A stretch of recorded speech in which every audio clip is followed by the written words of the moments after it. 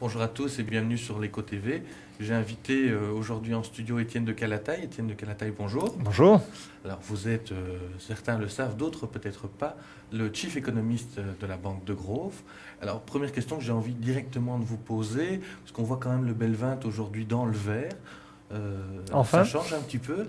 Est-ce que c'est fini la dégringolade de notre principal indice? C'est fini, les soucis sont derrière. On parle vraiment de réparation et de retour aux bénéfices? Pas du tout. Pas du tout dans ce sens que l'on ne sait pas de quoi demain sera fait. Ce n'est pas une nouvelle que l'on attendait et qui n'est pas venue ou qui serait venue réconforter brutalement les marchés et qui expliquerait qu'enfin on se reprend.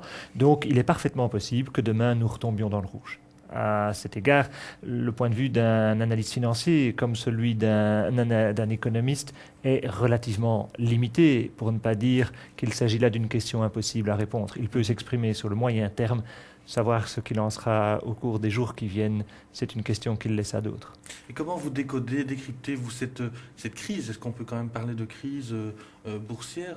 J'imagine qu'il n'y a pas un seul élément qui explique tout. Certains disent subprime et sortent ce mot-là et le déclinent à toutes les sauces pour expliquer ce qui se passe en bourse. La réalité, elle est un peu plus complexe.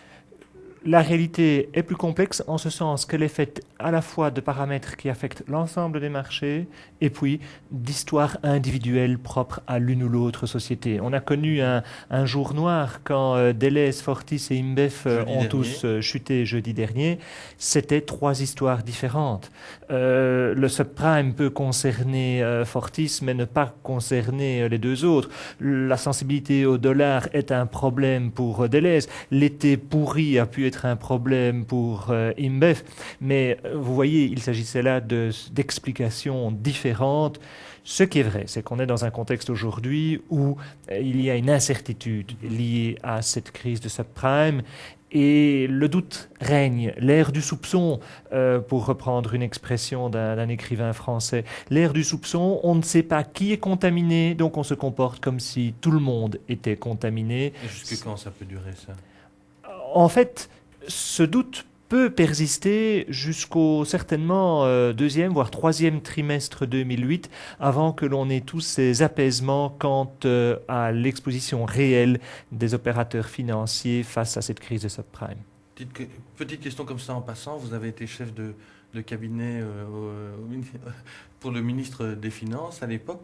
Est-ce que la crise actuelle pèse vraiment sur l'état de santé de la Bourse de Bruxelles? Absolument pas.